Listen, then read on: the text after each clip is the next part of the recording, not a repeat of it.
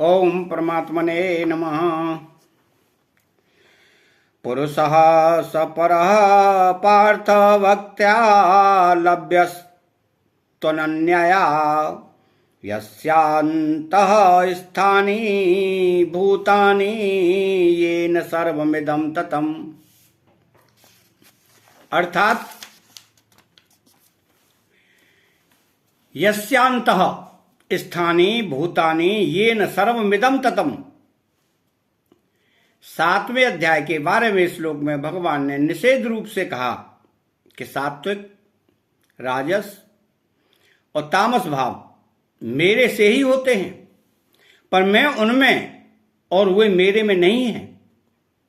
यहां भगवान विधि रूप से कहते हैं कि परमात्मा के अंतर्गत संपूर्ण प्राणी हैं और परमात्मा संपूर्ण संसार में परिपूर्ण है। इसी को भगवान ने 9वें अध्याय के 4, 5वें और 6वें श्लोक में विधि और निषेध दोनों रूपों से कहा है। तात्पर्य यह हुआ कि मेरे सिवाय किसी की भी स्वतंत्र सत्ता नहीं है।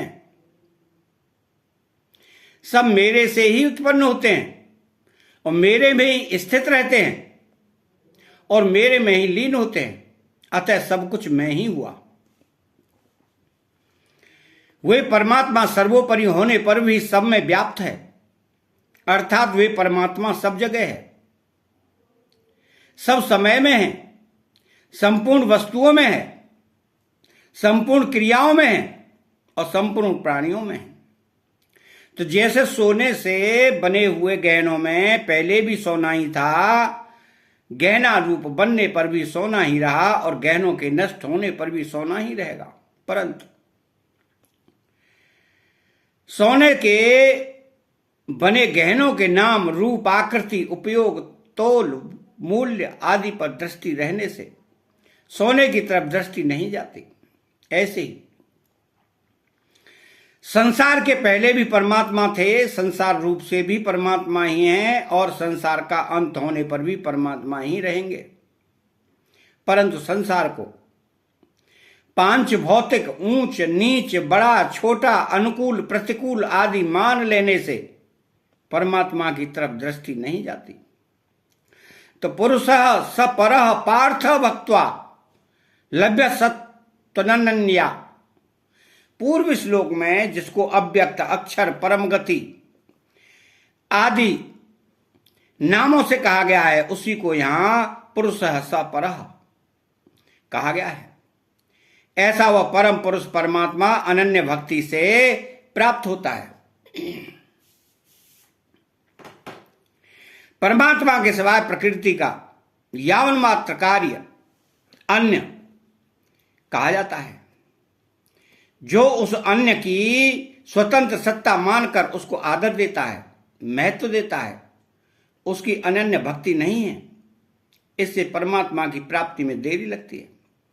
अगर वह परमात्मा के सिवाय किसी की भी सत्ता और महंता न माने तथा भगवान के नाते भगवान की प्रसन्नता के लिए प्रत्येक क्रिया करे तो उसकी अनन्य भक्ति है। इसी अनन्य भक्ति से वह परम पुरुष परमात्मा को प्राप्त हो जाता है। परमात्मा के सिवाय किसी की भी सत्ता और महंता न माने, यह बात भी प्रकृति और प्रकृति के कार्य संसार को सत्ता देकर भी कही जाती है। कारण कि मनुष्य के हृदय में एक परमात्मा है और एक संसार है। यह बात जची हुई है।